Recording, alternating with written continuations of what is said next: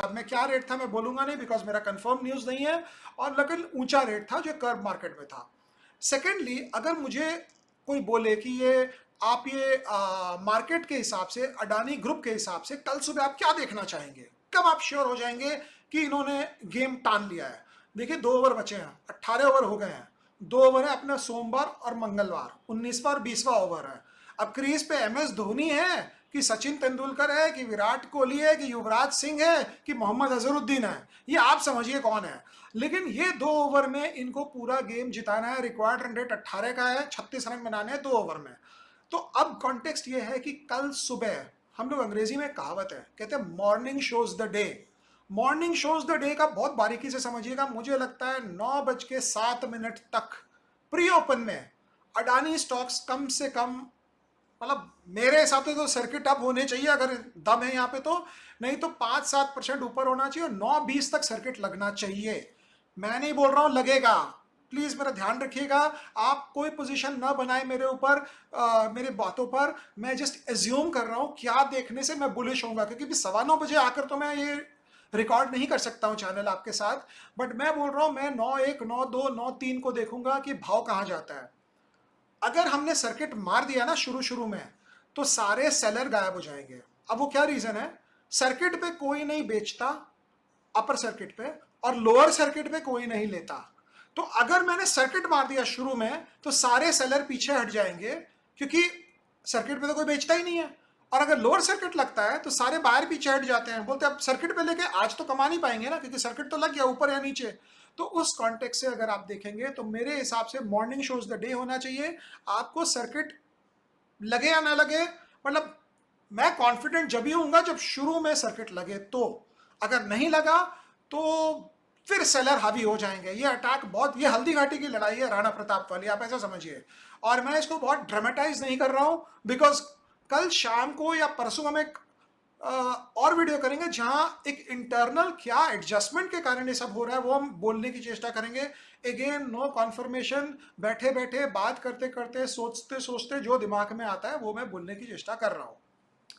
अब फ्राइडे का हम जब डेटा देखने गए तो हमें यह लगा कि आईसीआईसीआई बैंक और एसबीआई में 3-3 गुना वॉल्यूम और डिलीवरी हुई थी, 3-3 गुना।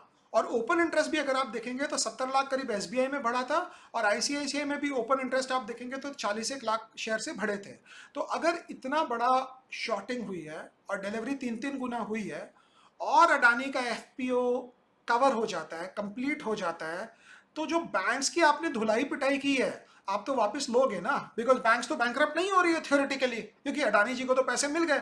अब वो 14,000 किसने डाला 2 मिनट के लिए छोड़ दीजिए, कंपनी में आ गया ना पैसा, तो बैंक्स की प्रॉब्लम नहीं हो रही है अब, तो वो रिकवरी होगी स्टार्ट। उसके बाद अगर आप देखेंगे तो फ्राइडे के ही डेटा से अंबुजा में बहुत बड़ा करीब 41 लाख का ओपन इंटरेस्ट ऐड हुआ था, 7 करोड़ का उसमें ओपन इंटरेस्ट था। 40 लाख मतलब मेरे हिसाब से शॉर्टिंग हुई थी अंबुजा में, और 30-35 लाख का एग्जैक्ट फिगर मुझे याद नहीं है, 30-35 लाख का फिगर शायद अडानी पोर्ट में ऐड हुआ था, 10 करोड़ का ओपन इंटरेस्ट था।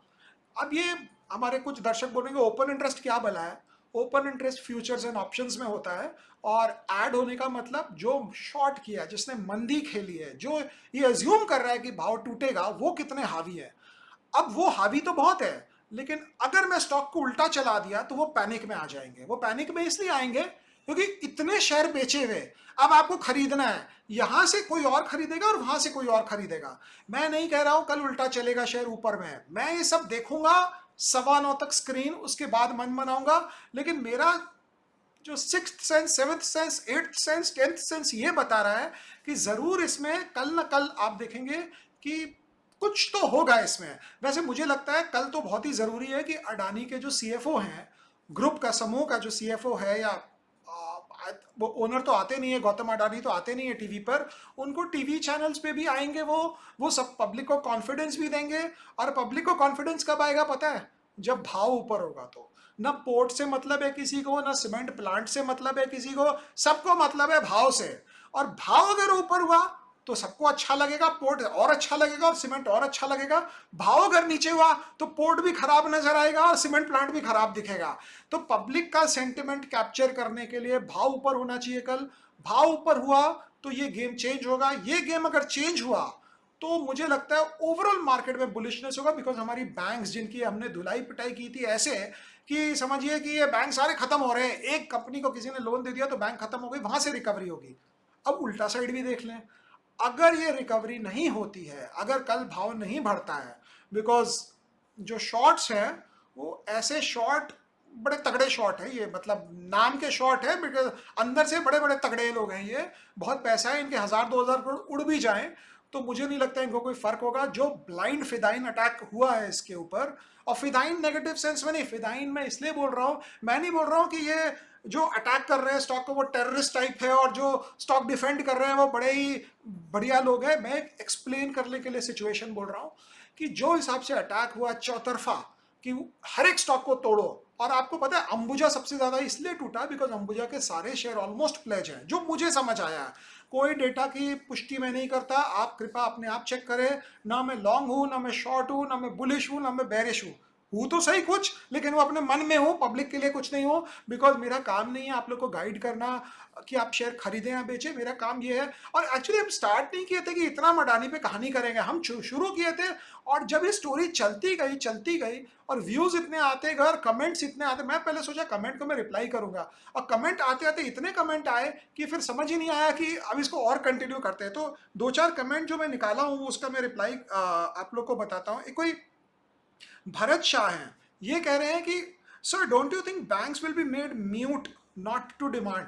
ऐसा नहीं होता है, बैंक को पैसे लेने हैं तो बैंक को पैसे लेने हैं, बैंक का सीईओ, बैंक का सीए, जो सीएफओ होगा, बैंक का जो डायरेक्टर होगा, जो बोर्ड होगा, वो किसी के बोलने पे रुकेगा नहीं। हाँ, वो फाइल इधर उधर हो सकती है थोड़े दिन के लिए, थोड़े देर के लिए, थोड़ी कहानियां बन सकती है, बट ऐसे होता नहीं है। हाँ, फिर भी इंडिया में हुए हैं, पीछे पीएनबी में हुआ था और जब मेहुल चोकसी के समय शायद हुआ था, बट ये सब होता नहीं है। I would not believe banks will be made. हाँ, एवरग्रीनिंग हो सकता है, मैं राम के अकाउंट से शाम को और पैसा दे दूं और शाम को बोलूं कि तू एक बार चुका दे, बाद में मैं राम से जब मांगूंगा तो शाम राम को देगा और राम वापस देगा। कंफ्यूजिंग है ना। आप यही समझिए कि भाई इसका पैसा उसको, उसका पैसा इसको, ये हो सकता है। वो एवरग्रीनिंग नहीं, वो एवरग्रीनिंग जिसको हम कहते हैं वो हो सकता है। अच्छा, एक और हमारे चंदन सिंह बोल रहे हैं, is there a possibility of upper circuit in Adani stocks. भाई अगर आप सेबी को कंप्लेन नहीं करेंगे कि मैंने आपको बोला था कि ये स्टॉक ऊपर चलेंगे, तो मुझे लगता है कि अगर बचना है ग्रुप को तो ऊपर सर्किट मारना पड़ेगा। अगर आप सर्किट नहीं मारते, आप 3% 4% ऊपर खोलते हैं, तो आप देखेगा क्या जोर से बिकवाली आएगी, मतलब कि पैसे नहीं है, पैसे खत्म हो गए हैं। अगर आपने सर्किट मारा तो आप एक स्टेटमेंट देंगे बेयर्स को, मंदी वालों को, मंदी खेलने वालों को, बड़े भैया, छोटे भैया, मोटे भैया, दुबले भैया, सबको, कि पैसा है हमारे पास, आप ये ना सोचे कि हमारा पैसा खत्म हो गया है। तो स्टेटमेंट देने के लिए तो सर्किट मारना ही पड़ेगा।